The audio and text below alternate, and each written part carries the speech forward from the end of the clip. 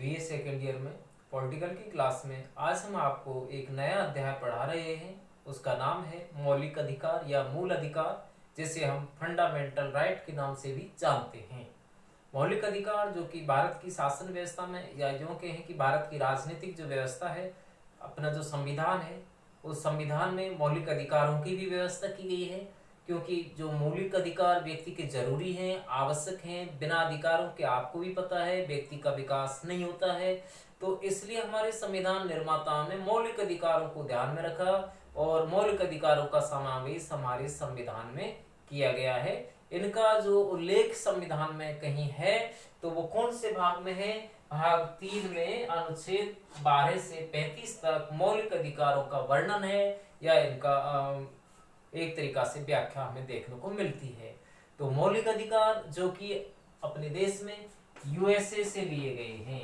USA का मतलब संयुक्त राज्य अमेरिका। संयुक्त राज्य अमेरिका से इनको लिया गया है, ग्रहण किया गया है। संविधान के भाग 3 में इनका पूरा वर्णन है और ये मूल अधिकार व्यक्ति के जीवन के लिए आवश्यक हैं, जरूरी हैं और संविधान में इनका समावेश किया गया है। तो ये हमारे लिए आवश्यक है। तो कौन कौन से अधिकार संविधान में हमको दिए गए हैं, वो अधिकार कौन कौन से हैं? पहले हमारे अधिकार 7 थे। कितने थे विद्यार्थी? 7 थे।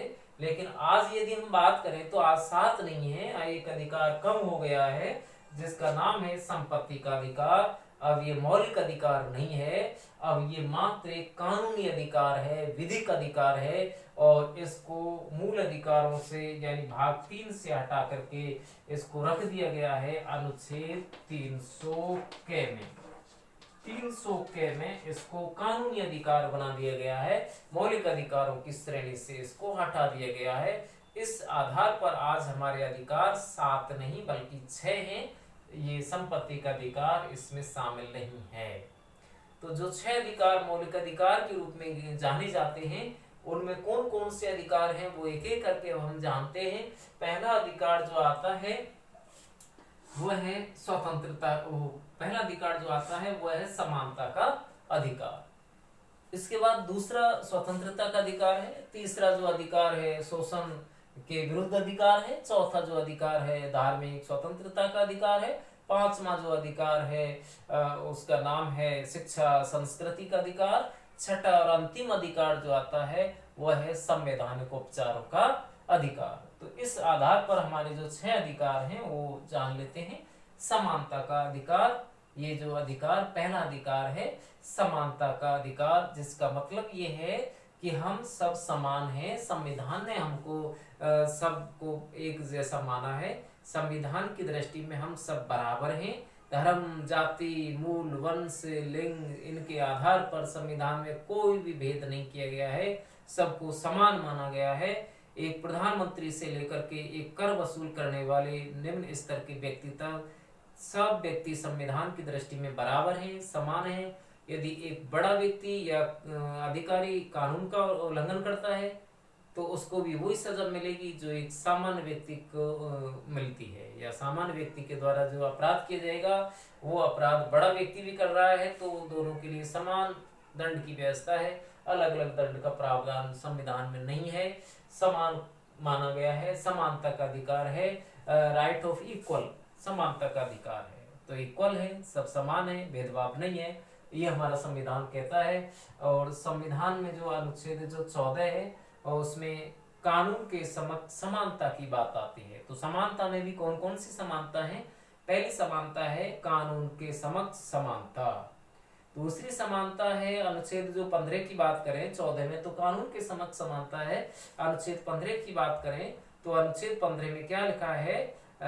धर्म है, मूल वंश है, जाति है, जन्म है, लिंग है, इनके आधार पर कोई भेदभाव नहीं किया जाएगा, ऐसा अनुच्छेद 15 कहता है। अनुच्छेद जो 16 है उसमें क्या बात कही गई है? उसमें बताया गया है लोक नियोजन में अवसर की समानता। लोक नियोजन से मतलब क्या होता है विद्यार्थियों? सरकारी सेवा होता है। तो सरकारी सेवा या सरकारी जो पद होते हैं वो उनमें सब व्यक्ति अपनी योग्यता अनुसार नियुक्ति पा सकते हैं और उनमें बशर्ते योग्यता होनी चाहिए। तो सब व्यक्तियों को अपनी योग्यता के अनुसार पद पर नियुक्ति होने का समान अवसर दिया जाएगा, कोई भेदभाव नहीं किया जाएगा, ऐसा हमारे संविधान में अनुच्छेद 16 में लिखा गया है। अनुच्छेद जो 17 है उसमें क्या समानता के बारे में बताया गया है, उसमें बताया गया है कि जो अस्पृश्यता होती है, जिसको हम छुआछूत कहते हैं, उसको दंडनीय अपराध माना गया है। यानी छुआछूत करना, भेदभाव करना एक तरीका से क्या है, अपराध है। तो ये क्यों किया गया है? समानता के लिए किया गया है कि सब व्यक्ति समान रहे। पहला जैसा जो अंतर होता था समाज में, ऊंच नीच का, जाति पाति का अंतर, अब वो मिटा दिया गया है और छुआछूत को एक दंडनीय अपराध की श्रेणी में रखा गया है अनुच्छेद 17 में। अनुच्छेद 18 में क्या कहा गया है विद्यार्थियों, इसमें उपाधियों के अंत की बात कही गई है कि यदि जो भेदभाव पैदा करने वाली उपाधियां हुआ करती हैं उनको हटा दिया गया है, संविधान से उनको हटा दिया है, मान्यता नहीं दी गई है। अब सरकार 2 क्षेत्रों में उपाधि देती है। एक तो आप जो शिक्षा ग्रहण कर रहे हैं शिक्षा के क्षेत्र में देती है, और एक वीरता के क्षेत्र में देती है, सेना के मामले में देती है। तो 2 मामलों में उपाधि दी जाती है, शिक्षा और वीरता। इनके अलावा और कोई उपाधि नहीं दी जाती है। पहले जैसी उपाधि देना बंद हो गया है। पहले जो राजागण क्या करते थे, किसी को राजस्व यज्ञ की उपाधि देते थे, किसी को अश्वमेध यज्ञ की उपाधि दिया करते थे। तो ऐसी उपाधि जो भेदभाव पैदा करने वाली हुआ करती थी, अब वो समाप्त कर दी गई हैं। अब तो सबको समान माना गया है। शिक्षा और सेना के अलावा और कोई उपाधि अब नहीं दी जाती हैं। आप जैसे शिक्षा ग्रहण कर रहे हैं, आप PhD करते हैं, आप नेट करते हैं, तो ये क्या है, आपकी उपाधि है। आप MPhil करते हैं, आप M.Ed करते हैं, B.Ed करते हैं, ये क्या है, आपकी उपाधि है। तो इस तरीका की उपाधि दी जाती है। बाकी और कैसी जो अभी बता रहे थे, राजस्व यज्ञ है, अश्वमेध यज्ञ है, ऐसी उपाधि देना बंद हो गया है। भेदभाव पैदा करने वाली उपाधि अब नहीं दी जाती है। अब तो क्या है कि कोई व्यक्ति, भारत का व्यक्ति दूसरे देश से भी उपाधि लेता है तो उसको पहले राष्ट्रपति से क्या है, अनुमति लेनी होगी। राष्ट्रपति की अनुमति से वो ऐसा कर सकता है, अन्यथा नहीं कर सकता है। तो यहाँ हमने क्या देखा कि अनुच्छेद 14 से लेकर के 18 तक समानता का वर्णन है, समान माना गया है, कोई भी अंतर नहीं किया गया है। अब हम बात करते हैं स्वतंत्रता के अधिकार की, जो अनुच्छेद 19 से लेकर के 22 तक जिसका वर्णन किया गया है, स्वतंत्रता का अधिकार।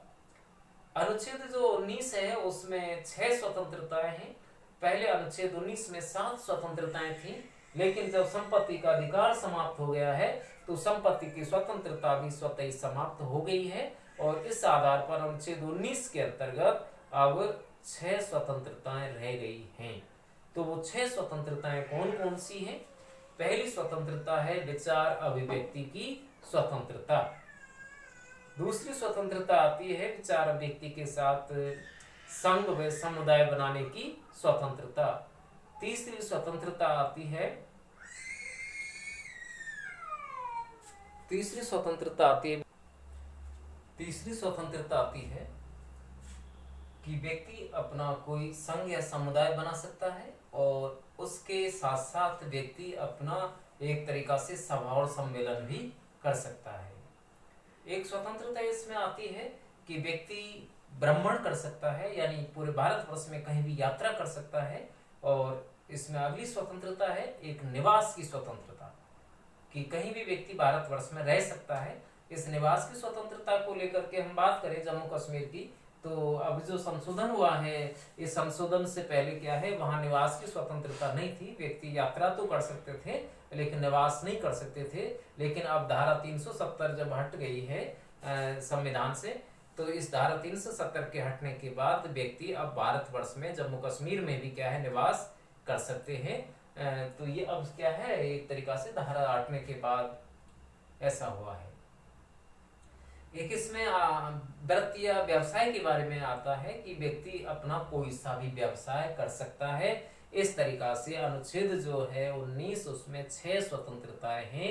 एक तो इसमें विचार व्यक्ति की है, एक इसमें संघ या समुदाय बनाने की है, एक सभा सम्मेलन करने की है, चौथी स्वतंत्रता है भ्रमण की, 5वीं निवास की, और 6ठी है व्यवसाय की स्वतंत्रता। तो ये 6 स्वतंत्रताएं हैं। अनुच्छेद हम 20 की बात करें, 19 के बाद 20 की बात आती है, तो अनुच्छेद 20 में अपराध की दोष सिद्धि के बारे में संरक्षण है। किसके बारे में? अपराध की दोष सिद्धि के बारे में संरक्षण है, जिसका मतलब ये है कि यदि किसी व्यक्ति ने कोई अपराध नहीं किया है तो उसको सजा भी नहीं दी जाएगी। सजा व्यक्ति को तभी दी जाएगी जब उसने किसी कानून का उल्लंघन किया है और यह बात किसी न्यायालय ने सिद्ध भी कर दी है कि वास्तव में इसने किसी कानून को तोड़ा है, अपराध किया है, तो ही सजा दी जाएगी, अन्यथा कोई सजा नहीं दी जाएगी। और एक बात इसमें यह भी है कि एक अपराध के लिए एक बार ही सजा दी जाएगी, 2 बार सजा नहीं दी जाएगी। ये भी अपराध की दोष सिद्धि के विषय में जो अनुच्छेद 19 है उसमें लिखा हुआ है। अब हम बात करें अनुच्छेद 21 की। अनुच्छेद 21 में प्राण एवं दैहिक स्वतंत्रता की बात है, जिसका मतलब ये है कि किसी भी व्यक्ति को उसके जीवन से वंचित नहीं किया जा सकता है। यानी जीवन का अधिकार तो सर्वोपरि है, सर्वोच्च है। सरकार व्यक्ति को जीवन से वंचित नहीं कर सकती है, कोई भी ऐसे कानून नहीं बना सकती है, कोई भी ऐसा आदेश जारी नहीं कर सकती है जिससे व्यक्ति का जीवन खतरे में पड़े। और जीवन का अधिकार तो इतना सर्वोपरि है कि इसे तो आपातकाल में भी समाप्त नहीं किया जा सकता है।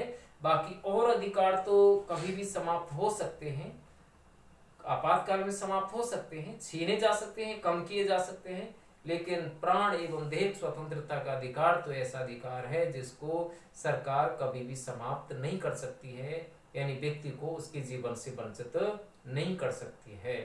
ऐसा वो तभी करेगी जब किसी बड़े संगीन अपराध में व्यक्ति शामिल है और न्यायालय ने उसको दोषी करार दिया है, उसको मृत्युदंड की सजा दी है, तभी ऐसा किया जाएगा, अन्यथा नहीं किया जाएगा।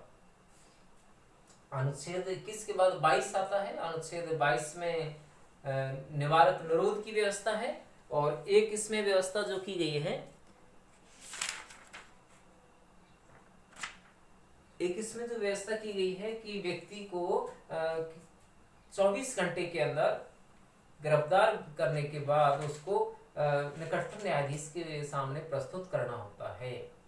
तो अनुच्छेद जो 22 है उसमें क्या कहा गया है कि निवारक निरोध की व्यवस्था है। यदि किसी व्यक्ति को गिरफ्तार किया जाता है तो 24 घंटे के अंदर अंदर उसको निकटतम न्यायाधीश के सामने प्रस्तुत करना होता है। साथ ही साथ इसमें अनुच्छेद जो 22 है इसमें ये भी बताया गया है कि व्यक्ति को अपने वकील से परामर्श करने का भी अधिकार है, ताकि वो अपने क्या है बचाव के लिए कुछ उपाय कर सके। तो अपने वकील से परामर्श करना, 24 घंटे के अंदर गिरफ्तार व्यक्ति को निकटतम न्यायाधीश के सामने लाना, यह अनुच्छेद 22 में बताया गया है। अब हम बात करते हैं इस स्वतंत्रता के अधिकार के बाद तीसरे अधिकार की बात आती है, वह है शोषण के विरुद्ध अधिकार, जिसका वर्णन अनुच्छेद 23 और 24 में किया गया है। तो तीसरा अधिकार क्या है? शोषण के विरुद्ध अधिकार। इसमें 2 अधिकार हैं। एक तो अनुच्छेद जो 23 है वो तो ये कह रहा है कि जो व्यक्ति है उस व्यक्ति से बेगार प्रथा नहीं ली जाएगी, यानी बेगार का काम नहीं कराया जाएगा। साथ ही साथ अनुच्छेद 24 क्या कह रहा है, इसमें बाल श्रम का निषेध किया गया है। बाल श्रम से मतलब ये है कि जिनकी आयु, बालकों की आयु 14 वर्ष से कम है, उनसे कोई जोखिम का काम फैक्ट्री में या किसी खनन का कार्य नहीं कराया जा सकता है, किसी जोखिम के काम में उनको नहीं लगाया जा सकता है। यदि कोई खनन मालिक या कोई फैक्ट्री मालिक ऐसा करता है तो वह कानूनी दंड का अपराधी है। तो अनुच्छेद 23 और 24 में क्या कहा गया है? अनुच्छेद 23 में तो शोषण के विरुद्ध अधिकार में बताया गया है कि बेगार प्रथा का अंत किया जाता है, बेगार या बलात् जो श्रम है उसका अंत किया गया है। और अनुच्छेद जो 24 है उसमें बाल श्रम का निषेध किया गया है। अब हम बात करते हैं धार्मिक स्वतंत्रता के अधिकार की, जो अनुच्छेद 25 से लेकर के 28 तक वर्णित है। इस धार्मिक स्वतंत्रता में 4 स्वतंत्रताएं आती हैं। अनुच्छेद 25, 26, 27 और 28 4 अनुच्छेद हैं, तो 4 स्वतंत्रता है इसके अंदर। अनुच्छेद 25 में तो अंतःकरण की स्वतंत्रता है। अंतःकरण जिसका मतलब है कि व्यक्ति अपनी आत्मा के अनुसार, अपने मन के अनुसार कोई सा भी धर्म अपना सकता है और किसी भी धर्म का परित्याग कर सकता है, किसी भी धर्म का प्रचार प्रसार कर सकता है।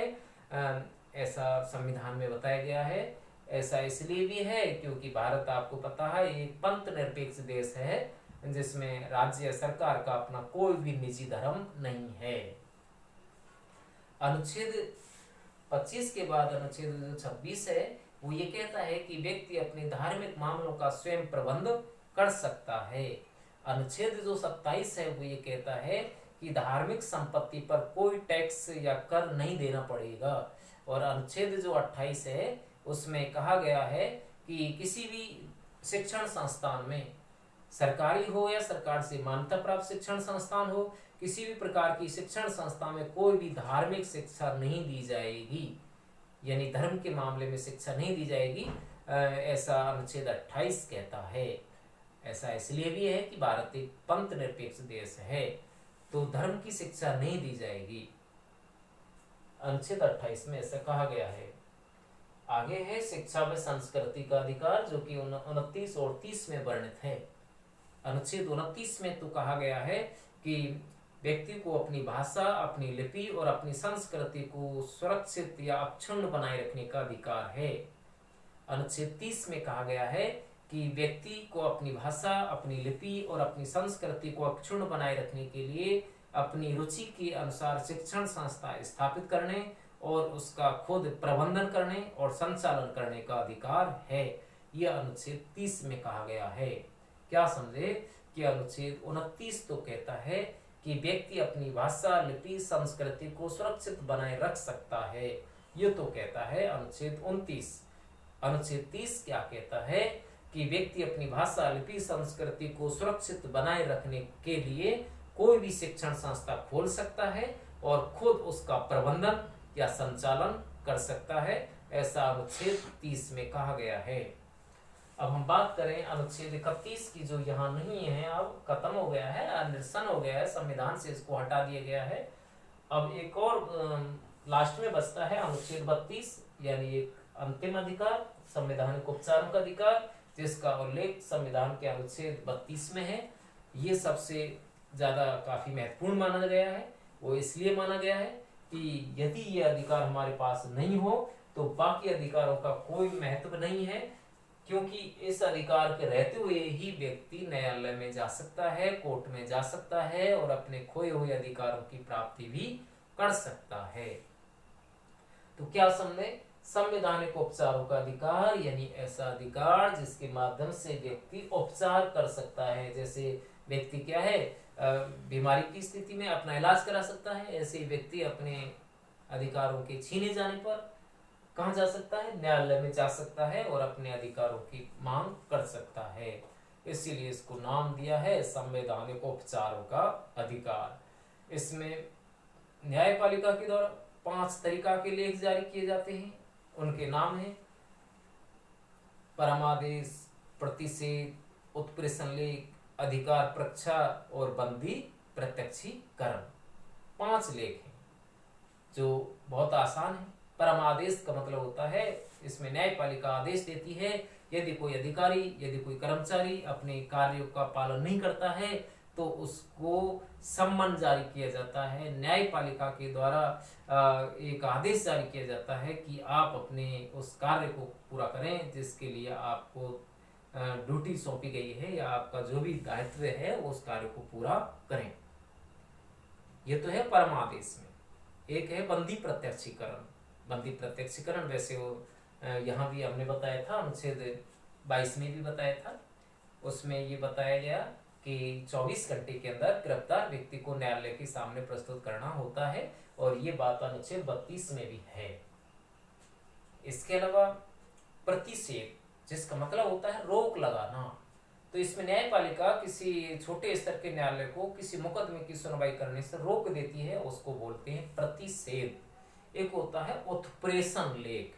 उत्प्रेषण का मतलब होता है, अंग्रेजी में इसका शब्द है उत्प्रेषण, यानी सर्टियोरी। उत्प्रेषण, उत्प्रेषण का मतलब होता है किसी चीज की सर्टिफाई करना, तो सर्टियोरी से बना है सर्टिफाई। तो इसमें क्या होता है कि किसी चीज की जांच पड़ताल की जाती है कि वो सही है या गलत है।